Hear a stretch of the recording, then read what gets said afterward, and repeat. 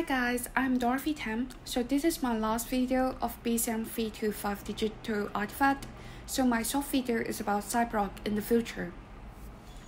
Let's talk about the possibility phenomenon of Cyborg in the next 5 to 15 years.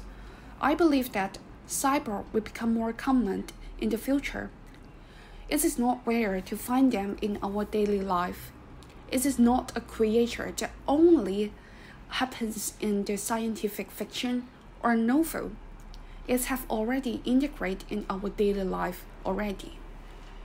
Cyborg even will become part of human identity too. Hugh Cher has said that we can read the world of disability in the future. With the MRT technique and advanced technology, the robotic and bionic body part would like a real one. While future technology keep developing, the first thing that human would do is getting rid of the vulnerable human body that Mother Nature has given to us. Then we would turn into another individual creature, Cyborg, that are able to live immortally. So this kind of technology and Cyborg would similar just like a make-up for human weakness, and we begin to upgrade our body with new power and ability. I don't know if you guys ever watched Alita, the Battle Angel. The main character, Alita, would always restore their cyborg element or product to have a stronger human body. Also, I'm a big fan of Ghost in the Shell.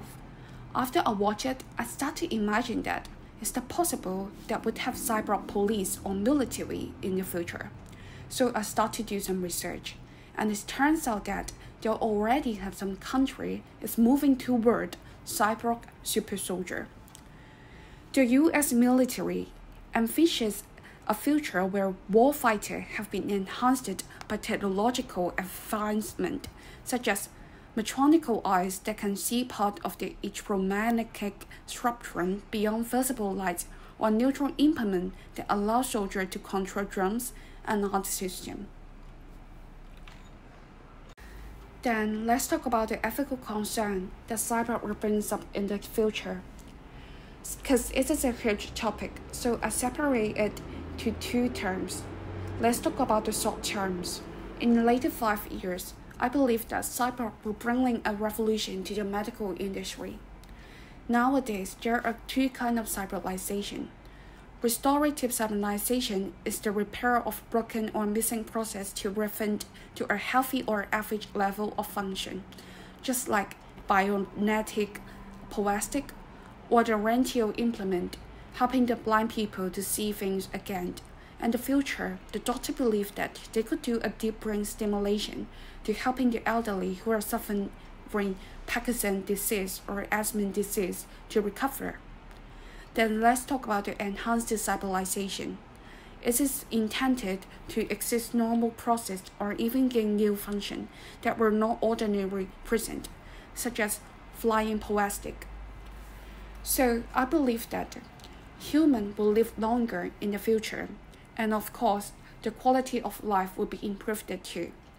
But it will bring two ethical concerns, including transhumanism. Some of the people feel like cyborg just breaks the rule of origins and nature. So they are hostility to cyborg, and they feel like cyborg someday will replace human. So they are not agree that cyborg should appear in the future. And some of the people don't agree with it. So I believe that there are more arguments in the future. And of course, the high medical costs. Some of the plastic, such as the MIT technical and advanced technical plastic, are quite expensive that normal people can't afford it. So it would cause a fairness problem in the medical industry.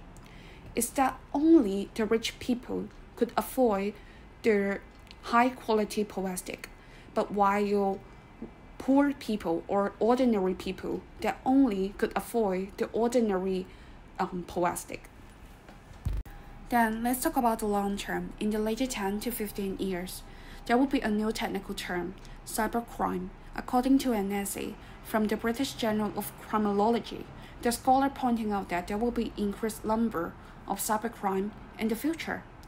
Just like Alita, the battle angel, is saying that the main character, Alita, just joined a mortal competition, but that is actually a crime fighting.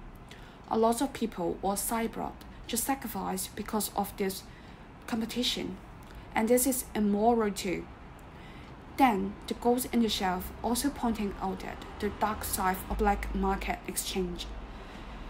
We are not hard to imagine in the future some of the people probably will use the high price to exchange different cyborg element or product in the black market. Then, some of the people saying that cyborg will replace human in the future. That's actually have a futurist, Ray Kurzweil, pointing out that there will be a singularity time in the future. However, James Lovelock have different opinion. He's saying that cyborg will be the one who replace human and remake the world. Lovelock think it's unlikely that our machine will turn against us like Terminator style. And unlike utopian just like futurist Ray Kurzweil, he doesn't envision human and machine merging blissfully into a union that some call the singularity. And the last one will be the class conflict. Before, we were saying that the class conflict usually happened between rich and poor people, but now in the future, it will happen between cyborg and normal humans. We have to admit that cyborg have a more higher ability that beyond human normal ability. Some of the cyborg maybe will feel like they are more superior than normal human. And at the same time, it would cause an unfairness in the future society. Let me give you some example. If a cyborg have a running competition with a girl, because that cyborg probably would have their poetic with MIT technique that helping him or her to run faster. So it was not fair to the girl. At the same time, just imagine you are a normal student, but having the same public examination with other cyborg student. Other cyborg student maybe have the computer brain, so it is totally unfair too. In the last part, how are we going to integrate with cyborg in the future? First, try not to discriminate. A lot of people would discriminate something that is special or unique. Just imagine if you use a rude attitude to treat a cyborg, then that cyborg will using a same attitude to treat you too. So it is depend on our attitude. And we should try to accept new things. We should not lock ourselves into the traditional box. Not to afraid the future and advance the technology. Try to train your attitude to get along with the future. And here are some technical terms. And here's the references. And thank you for watching this video. If you love this video, please share it to your friend or like it. Thank you.